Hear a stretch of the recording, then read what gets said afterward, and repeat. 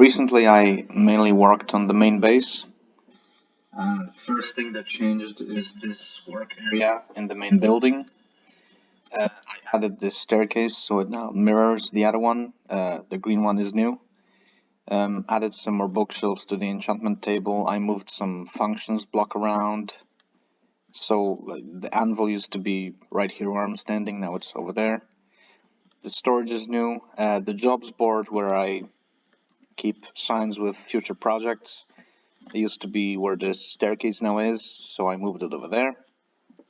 Added some more item frames to the area where I keep all of my best tools.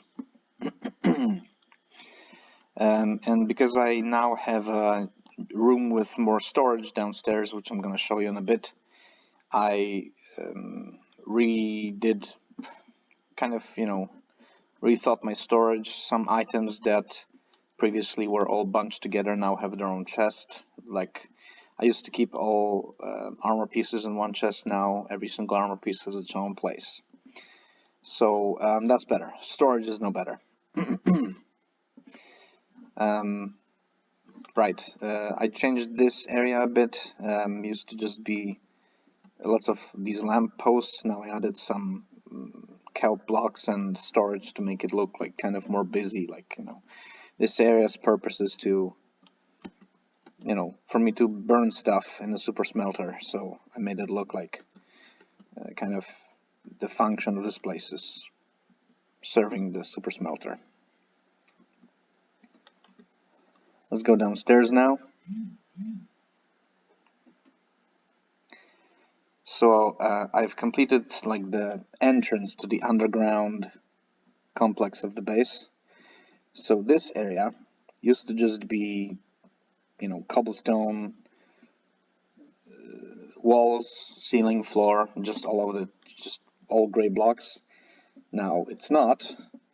So all of these columns, kind of inspired by the first Lord of the Rings movie. If you've seen it, there is a scene in the Mines of Moria where they are in a room that seems to be just filled with like an infinite repeating pattern of all these tall columns. So this is where the inspiration is from. Obviously, this is not as gray looking as in the movie. I like using lots of colors in my builds. It makes them stand out a bit. The ceiling is warped stem. No, it's crimson stem. One of the new nether trees, the red one, of course. For the columns, I had a lot of what's it called? Orange terracotta, and I used prismarine bricks, which is not it's my least used kind of prismarine blocks typically, so I wanted to use these here. And I think the green and orange go nicely together. This is lime and cyan terracotta in the walls. These kind of braziers with the blue fire really look cool, I think. This room is old. This was here before. This is months old. This room on the opposite side is new. This is what I call deep storage.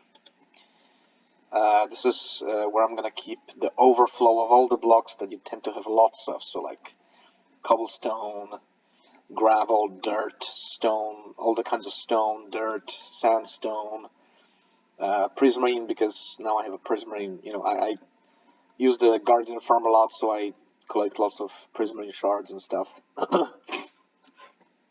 Sorry. Have lots of storage here, really quite a bit, so I should be good for storage space for a good long while. Continuing with this room. Oh yeah, one of the chunks here must be a slime chunk, because slimes just constantly spawn here. There's not much I can do about it. Slimes are gonna spawn, slimes are gonna do what they do. Yeah, so this room, repeats the style that I developed in the other part, because this is the latest building part. The latest part of this underground complex that I built. This was completed most recently, that's what I wanted to say.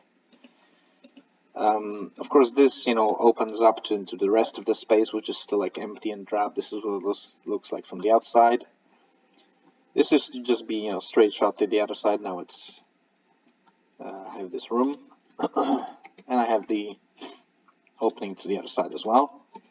I've started outlining what's going to be the villager trading hall, kind of working out the space and dimensions for it. For now, I have several villagers. These are all stonemasons, so I can, trade away all the quartz and small stone for some emeralds.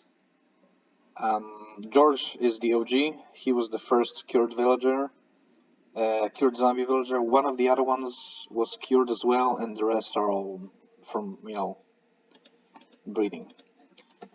Oh, actually, now, of course, this room is connected to the Progress Monument. This place where I keep a record of how long I've been playing on the world, so you can just go straight through.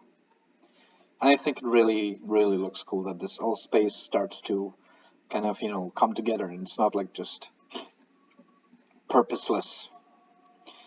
I haven't shown this in a video before, so might as well.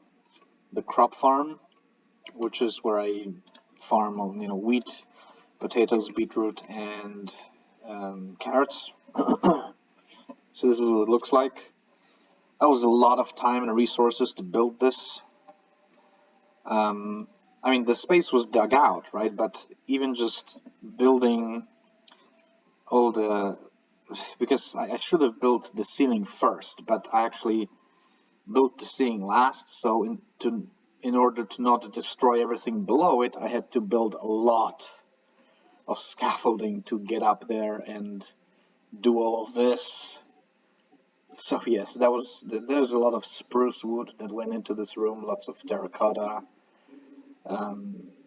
sea lanterns, which I tend to use a lot of in my builds. There's a lower level to this crop farm, which is, well, I had space left over below it. I wanted to use it somehow, so this is the redstone that wires up this block. On top of this block there is a lever that, activates the water sources that, of course, harvest all the crops, and this is what it looks like from the inside. The pistons, of course, hold back the water. I like having access to the stone wiring of my builds, the redstone wiring.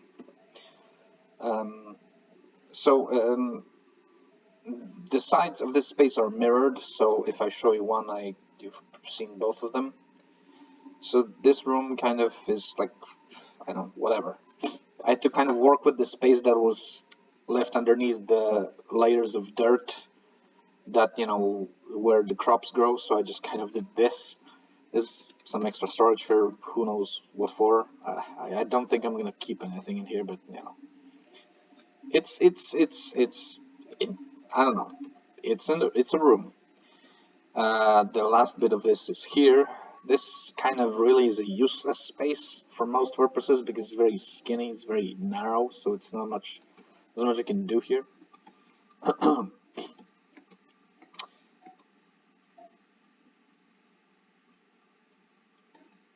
On the other side, I actually do have something, because here I have my flower farm. The two tall flowers, the redstone clock, which is two observers facing each other. You fill the dispensers with bone meal, flick the lever, and when you bone meal these flowers, of course, you get more flowers.